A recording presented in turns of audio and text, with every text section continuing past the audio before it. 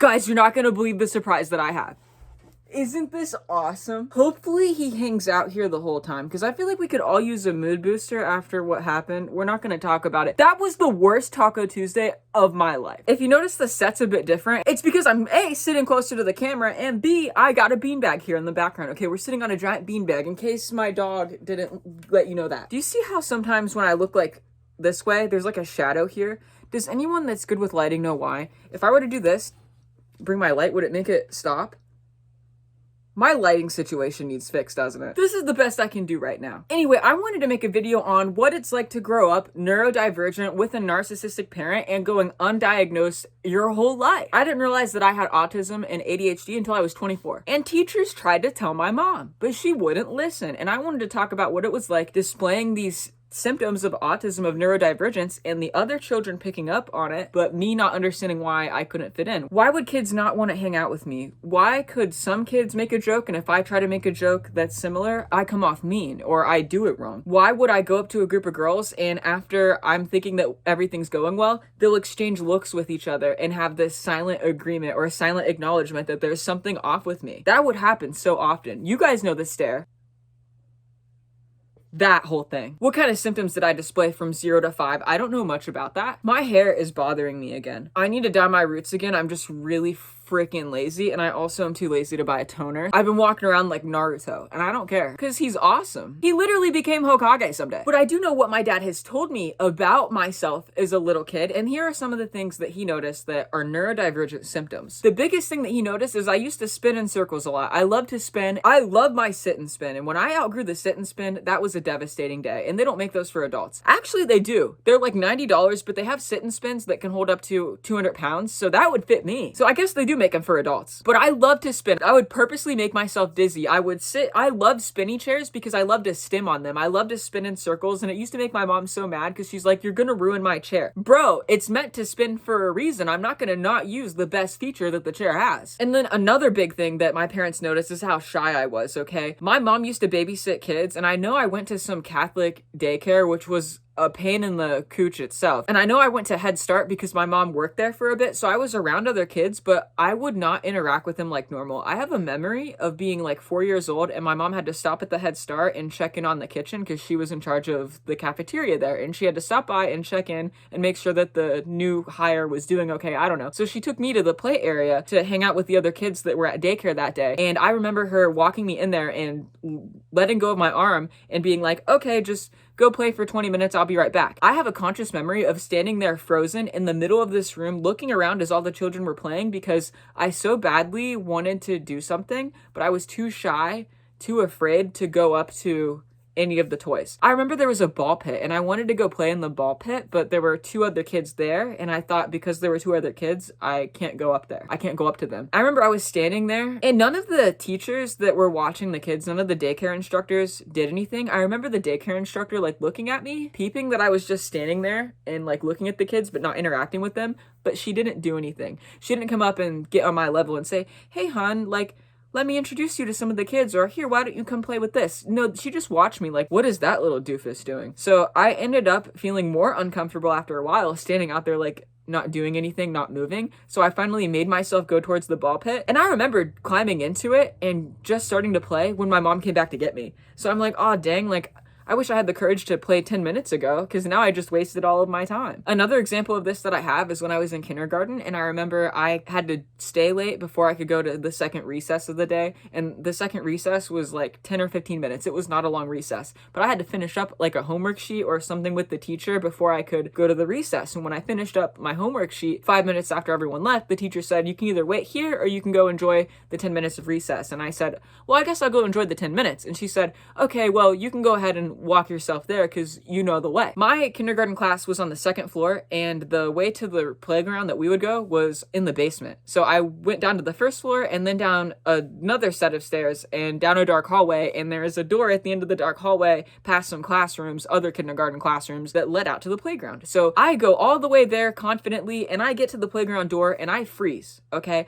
I'm standing on the other side of this door and I'm waiting to go outside, but I freeze because I'm like, I don't want to walk out there by myself. I'm 6 years old. I walk this way every day with my class, but when I'm by myself, I'm afraid to open the door because I know when I open the door, kids are gonna see me come out late and they're gonna look at me, they're gonna perceive me and they're gonna ask me why I'm late. And for some reason, that's the end of the world. I don't want kids to notice me showing up late and looking at me. So I stood there for 10 minutes. And finally, when I get the courage to go push the door open, it opens for me. And one of the kindergarten teachers was there and she just gives me a weird look like, why are you just standing in this dark hallway, at the end of this dark hallway, looking at the door? And when we made the eye contact and I saw how weird her face looked and I realized that she thought I was weird or was probably thinking, what? Why is this child just here? I wasn't expecting to open the door to a child. I just bolted and ran. I turned tail and I just bolted and ran. She probably thought I was a weird little kid. I remember my mom telling me that the reason she put me into pageants at 5 years old was to bring me out of my shell. And I'll insert a picture of me here at my first pageant. I remember taking that photo and I remember being like, you know, this whole thing was awful. Like, it wasn't really that fun. It took forever for it to be my turn to do the pageant thing, and then I didn't even win. Everybody leaves there with a sash even if you don't win, so I got Miss Congeniality, whatever the heck that is. And after we won, me and the other 5-year-olds, they put us all together and they were gonna take a picture. And I remember being like, wait, how do I smile for this picture? Because usually I just smile like this. But they said, say cheese, show your teeth. And I didn't know how to smile, so I literally smiled like this. I'll put it right here. It's the most funny thing, but my parents didn't notice enough symptoms to go and get me checked out. My mom told me, hey, quit flapping your arms when you're excited because you look like an R word, but she didn't put 2 and 2 together that maybe there actually is something different about me. Not that I'm an R word, because that's so ableist and awful and rude and unnecessary. This is for her. Maybe I did have a disability or a neurodivergent mind and you could have got me help at 5, but you didn't. Okay. I remember in kindergarten, I didn't really go out of my way to talk to the kids. Like, I had 1 or 2 friends, and then those are the ones that I would talk to, and that was it. This little boy came to school, and he gave me a ring out of a cereal box that morning, but the other kids didn't really like him. I remember them, like, whispering to each other about how so-and-so gave me a ring. Oh, hi, Shas. I forgot he was there. And I just remember them like giving me weird looks because I put it on. It was this purple little flower plastic ring. I just thought it was so sweet. How sweet of that little boy to see a ring and then think of me and give it to me. All I had done was be nice to him the day before. Nobody was ever nice to him. And I was just nice to him. And he gave me a ring. And I remember they like were really weird about that. The girls would give each other rings. So I don't know why it was weird for this little boy to give me a ring and for me to wear it. I don't know. Sticking on the topic of kindergarten though, I remember setting a boundary with a little boy. I think he wanted to borrow my crown. Like, I think I had the crown set that had the glitter crowns. You know, if you get the 96 pack, they have some glitter ones in there, and I didn't want to share my glitter crown. So when he asked to use my red glitter crown, I said no. And that's when this little boy named Matthew went and told everybody else that I was the meanest girl in class, just because I didn't want to share with him. And kids literally would look at me and be like, yeah, Jess is the meanest girl in class because Jess doesn't talk to anybody. Jess thinks they're better than everyone else. And it's like, dude, I'm 5 or 6. This is kindergarten. I don't even know what the concept of being better than something is. Like, I don't know what that is. We're just, excuse you, bless you, baby. Bless you.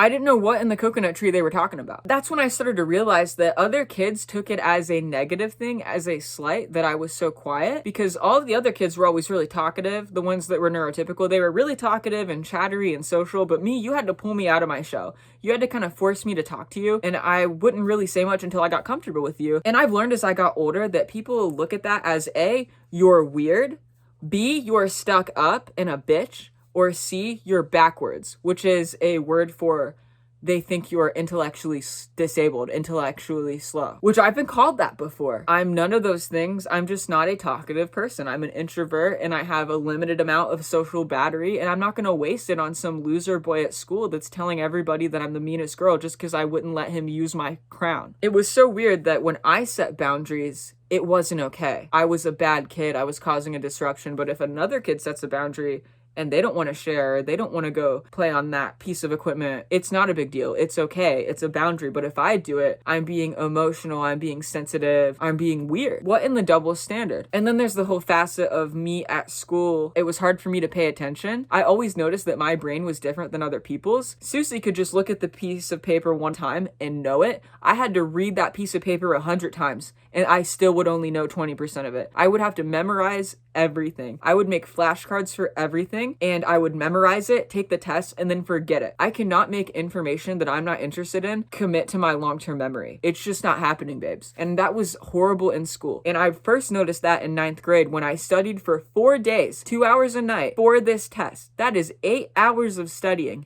That should be enough to get an A, right? And I would go over my notes in class too. I read the chapters that the test was on front to back every night. At the start of the 2 hours of studying, I would read all the chapters, okay? Or I think I would go a chapter at a time, and then I would do the practice questions, and I would go through my flashcards. Tell me why I did all of that and got a C. The one time that I studied and I tried, because that's what people would tell me, oh, you just need to study more. You're not studying right. Well, I looked up some tutorials on how to study. I had some teachers help me. I set up my flashcards the right way. I would literally make my flashcards phrase as questions, so it would mimic a test. Like, I'd make my own mock-up questions. Tell me why I did that. And I still got a C. And then the girl I'm sitting next to, Ellie, who loved to play the grade game, gets an A+, and she didn't even study for it. She just came to class and retained it. It's not fair. And it doesn't mean I'm less intelligent than you. It just means my brain works a different way. Now, if you ask me about Warrior Cats, which there's like 8 series of, and I've been reading it since 2007, if you quiz me on the first book that I haven't read since 2010, I could probably pass. If I took the AR test for any Warriors book on my shelf over there, I think I would pass. You give me that same test from 9th grade that I got a C on, I'm gonna get an F. But I can remember which cat killed who in Fire and Ice. Justice for Swiftpaw, I'm still pissed about that. That poor cat. And I love Brightheart. I just love her. My Brightheart plushie, in case you thought I was making that up. I just love her. She loses her eye. You'll see. Read Warriors by Aaron Hunter. Sorry that I'm kind of to the side. He wanted to take up most of the bean, and I'm not going to move him. I know he doesn't pay rent or anything, but he can do whatever he wants. Yeah, you can do whatever you want. I love you, Schmoopy. You're my little mush. I love him. Look how cute he is. Let's just look at him for 10 seconds.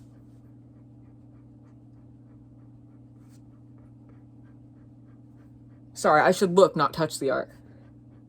So one of the first times that a teacher noticed that there was something off with me was in 4th grade, and her name was Mrs. Seifert. I almost forgot. Mrs. Seifert. She noticed that I had struggled paying attention in class, and I would like chew on my bracelet, or I would mess around with my pencil case, and I just struggled to pay attention to what she was saying unless it was interesting to me. Like the whole slavery unit, I was fascinated by that. Horrified. Fascinated. So I remember listening to that, and when we would read books, I would love reading books. I love that in literature class. But in social studies, there weren't a lot of topics. That's what she taught. There weren't a lot of topics that I just didn't care, because they lie anyway. They taught me that we came here and we had like a giant feast with the natives. No, that's not how that went down. They acted like it was a big Thanksgiving, but it wasn't. It was more like a red wedding. So anyway, I didn't really care much about social studies because I just figured they're lying to me anyway. And she decided to tell my mom, Mrs. Seifert, the teacher, she decided to tell my mom, hey, I think your kid might have ADHD.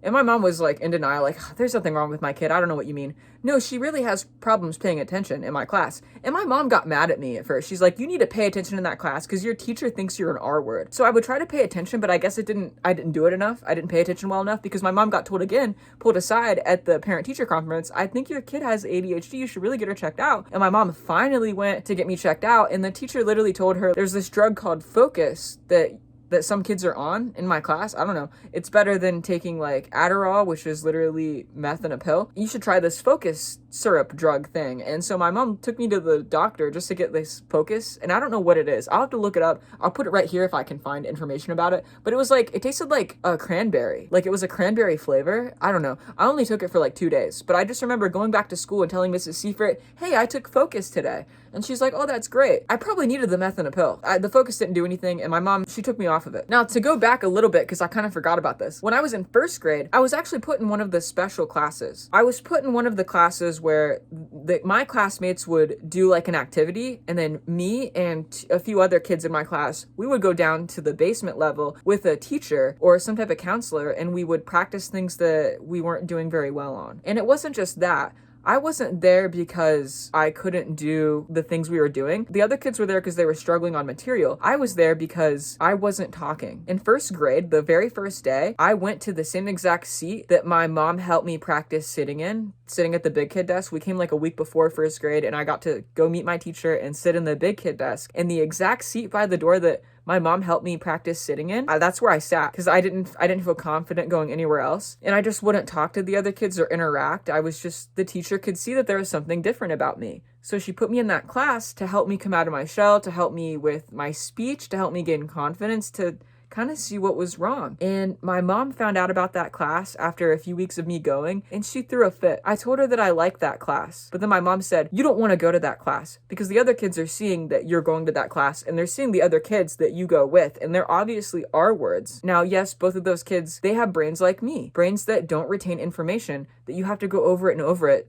just to barely make it, okay? I didn't pick this brain. My brain only prioritizes things that I enjoy, and I don't enjoy school, I don't enjoy authority, and I don't enjoy being forced to learn about topics that are being nationalized to me and not even taught the correct way. My mom found out that I was in that program though, and she called the school, threw a fit, had me pulled out of it, and I remember the first time that the other kids got to go down to hang out with the counselor and have the 50 minutes with her, and I didn't get to go, and I was sad, and I'm like, well, at least I kind of get to see what the class does while we're down there. Well, I found out real fast. The teacher comes up to me, and she slams this worksheet down on my desk, and she's like, here, since you're so special, you can do what everybody else does, I guess. And I still don't know if that had a double meaning, like special ed and special because my mom called and complained and got me special treatment by getting me pulled out. I think Mrs. Roof, the teacher, my first grade teacher, was genuinely trying to help me, but there were times where she was mean and like misunderstood me, but she would apologize. She apologized once. This is another example. I did my work and I turned it in, and I went and got on my computer. I was assigned computers for free time that day, and I played on the computers. And when I got back to my desk, I was going through my folders to throw out old papers, and I saw a paper that wasn't graded.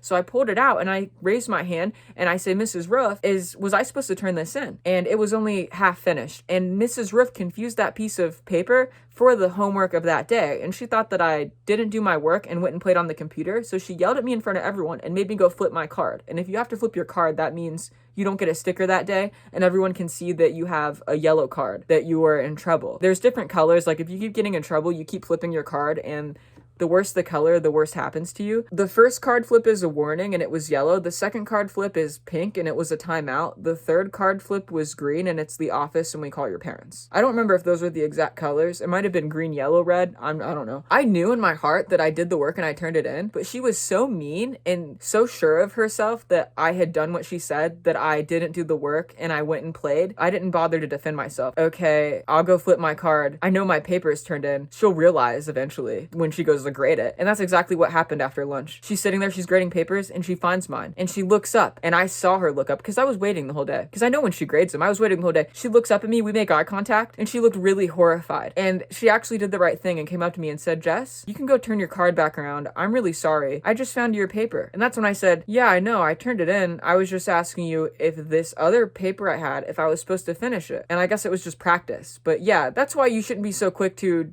make a decision just because you don't really like a kid. But at least she was able to apologize to me, even though she didn't like me. Now, another thing that this teacher did to me was everybody in the class knew how to tie their shoes but me. This was before the second recess again that was only 15 minutes. Our first recess was 35 minutes, but the second one was 10 or 15. My shoe came untied. I asked her if she could tie it for me before we went to recess, and Mrs. Roof became rude, and she said, you're 6 years old and you don't know how to tie your shoe? Well, you can stay up here and tie it, and if you can't figure it out in time, then you can just miss recess. And she leaves with the class, and I'm left alone at 6 in the classroom. And I remember trying to tie my shoes, and I just started crying because I couldn't do it. And I eventually just got up and sat at my desk and waited for everyone to come back. And when Mrs. Roof came back, she's like, really? You couldn't do it? And just rolled her eyes at me. And I thought that was kind of shitty. All of my teachers in elementary, apart from my kindergarten teacher, who that was her first year, she was like 23, fresh out of college. All my teachers in elementary school were over the age of 50. So they were all boomers. They treated us like shit.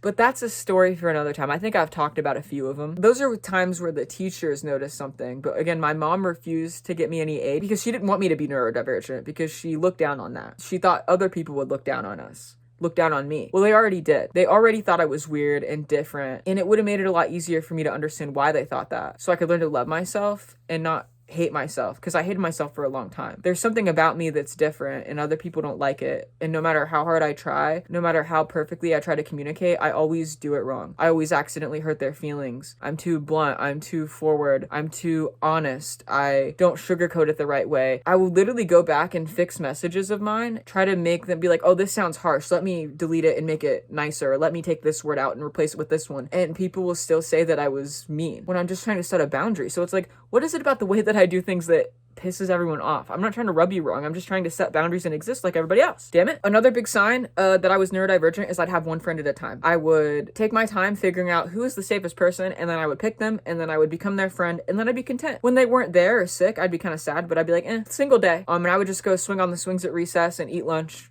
alone. But I would just be content with that one friend. I didn't need a whole big group. I was just content with that one friend. I wanted one best friend, and I was chill. Maybe two. Two would be nice. I was always unlucky, and my friend would either get held back or move away. That happened to me like 4 times. I'm not even kidding you. My friend in kindergarten, Darby, was held back. My friend in 1st grade, Katie, was held back. In 2nd and 3rd grade, I was friends with this set of twins, Brooke and Mackenzie. They transferred to a different school. In 4th grade, 3rd and 4th and 5th grade, I was friends with this girl named Kayla. My mom purposely told her mom the wrong teacher, so her mom put her with the wrong teacher in 6th grade so that we couldn't be friends or hang out as much because my mom didn't like her. So my mom purposely messed that one up. Then I become friends with this girl named Kristen. My mom does the same thing. I don't want them in the same class next year. Make sure she's in the other triad so they never cross paths. That friend was taken. My mom would do that to hurt me because she knew that I didn't have many friends. But she also didn't like the friends I would pick. Because the friends I would be friends with, the safe person that I found usually wasn't the popular girl. Wasn't the popular kid. Because the popular kids were mean. They didn't like me. They thought I was a weird fuck. So I'd become friends with the new girl, or the quiet kid, or the neurodivergent kid that's obviously neurodivergent because their parents loved them and got them support and they're comfortable being themselves. I'd pick that kid. I'm neurodivergent too,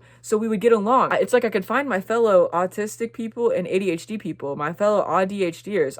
I knew I could pick them out of the crowd, but I would bring them home to play, and my mom would pick up on it, and she didn't like it. And it makes me wonder if that's where my mom's deep-rooted hate for me comes, because she can see the neurodivergence in me and she doesn't like it. Like, she has something against it, and I think it's because she has the same brain, and she was told all her life that she's dumb because of the way her brain works. My dad too. I remember in college I was so shy. They just didn't like me, dude. And I made a video about this already, but I remember they changed my name in the group chat to Helga because I had long blonde hair at the time. They changed my name to Helga, and Helga is a character from Hey Arnold from the 90s, and she's a character that's actually really misunderstood. She's treated like crap by her family, which is why she acts the way she does. She's actually a really nice girl at heart, but she's kind of mean in the show a lot. And even though I'd never been mean to any of those people, any of the guys, when they were picking funny nicknames for everyone, for mine, they decided to be mean with it. And I just remember being like, oh, I wonder what they'll pick for my nickname. And then it was Helga. Why is everyone else in on the joke, but I'm the butt of it? And that leads me into noticing like people's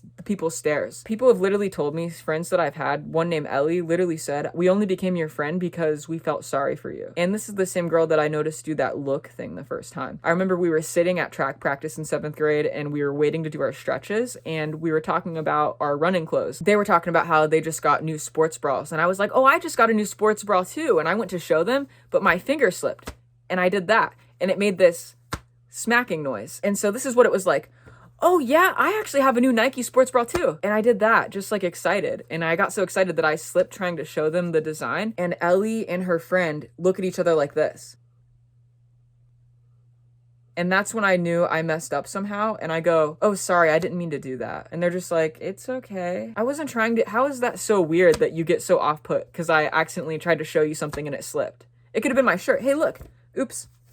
Like, I'm just excited because they're talking about a topic that I can relate to, that I could join in on. Oh, I just went shopping for running clothes. Oh, I just got a new bra too. But for some reason, when I join in, I ruin it.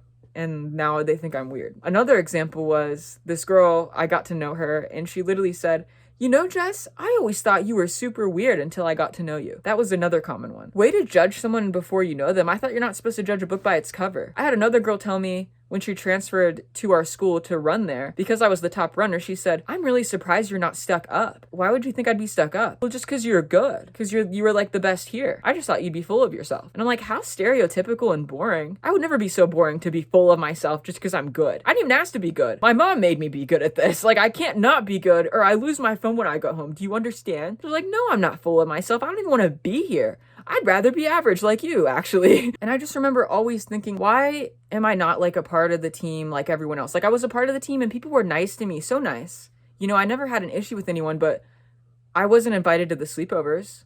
I mean, I went to like 1 or 2. I remember 2 of them. At a girl's house, whose name starts with S, who's really nice. She had a Justin Bieber shrine on her wall. You know who you are, girl. I think she's a Republican, but that's not the point. We hung out in their basement and we watched Pitch Perfect and it was really fun. And then another time we were at this girl whose initial starts with J. We hung out in her living room and we watched, what is that old show with the 5 kids that have to go to Saturday Detention? it's leaving me right now. The Breakfast Club. We watched The Breakfast Club and we played Just Dance, and it was really fun. And we had cookies, those Halloween cookies with like the ghosts on them. Those were the only two I ever went to, apart from what my coach would hold. But I know they hung out every weekend because these girls have gotten married since, and they've been each other's bridesmaids, so they've stayed good friends. But I was never invited to the things that they were invited to. Now, there were some girls on the team that I was friends with before I ruined that too. I always felt like I was missing out. I never had a group I was a part of. I never got to experience that part of girlhood. I'm a trans man now. My pronouns are he, him. I'll hide you from my channel, and you can stay in an echo chamber if you disrespect me, because this is my platform, and if you're not going to respect me, you can leave. So my pronouns are he, him, but I grew up as a girl. I experienced girlhood, but there were parts of it that I missed out on. Having a girl group, going to sleepovers, going to the movies with not one friend at a time, but 2 or 3 or 4. I didn't have that part of girlhood. I didn't have that sisterhood. And every friend that I would make that I'd get that close with, they would be taken away somehow. Moving, held back, my mom interfering. They'd be taken away before we could form other friends. Or it'd be an Ellie and her friend situation. They would be good friends for years, and then I would come along and I couldn't quite make it like this. It would always be like this. You know, I was literally the friend that would be behind the other two on the sidewalk, okay? They're walking and I'm behind them. And if I tried to come here, they literally would just do this, like go back in front of me. I'm not even kidding. I've actually had this experience a lot. On 2 occasions, I finally got to be the person in the middle. Like when you go to sit down and if there's 3 of you, there's going to be 1 guy in the middle and 2 on the outside. I hated being on the outside because I would never get included in the conversation. Well, one time, 2 occasions, I got sat down in the middle. In both occasions, somebody moved to go sit on the other side of the other person. The first time was at the Christmas lights at the zoo. I sat between my 2 friends, and the one girl, Zoe, goes, I don't want to sit here. I want to sit next to Maddie, because I was in the middle. And she literally picked up her food and moved to the other side. The other time that this happened was when I was in college, and my roommate, whose initial starts with an H, had a friend whose initial starts with a T, and they invited me to their club thing, and I went and I sat down in the middle. H literally goes, oh, I don't want to sit on the edge. I want to sit in the middle. Can you move? And I said, well, no, I want to be in the middle for once. She goes, well, you're like the outsider here, so can you sit on the end? Now, H has autism too, and I think they did apologize for this afterwards. And then they left me a giant note, 4-page note written in Sharpie of all the reasons I'm a terrible roommate and friend in person the next day. Thanks for leaving that on the counter for me to read and then going home for the weekend, so I just have to sit there all weekend. Appreciate that, bitch.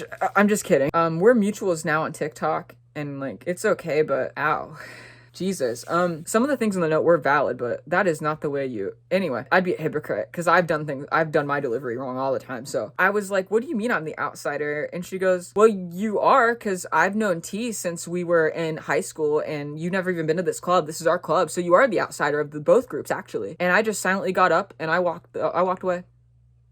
I just got up and left. That was me setting a boundary that you're not going to talk to me like that, or I'm not going to hang out here. I'm not going to hang out with you then. And then I get this 4-page letter. I set a boundary, and then I get a 4-page letter. Anyways, if you guys like this one, let me know. Hit that subscribe button if you want. It really helps me out. You can like the video, and you can comment below what your favorite color is. Mine's red and black, but mostly red. Shasta, what's your favorite color?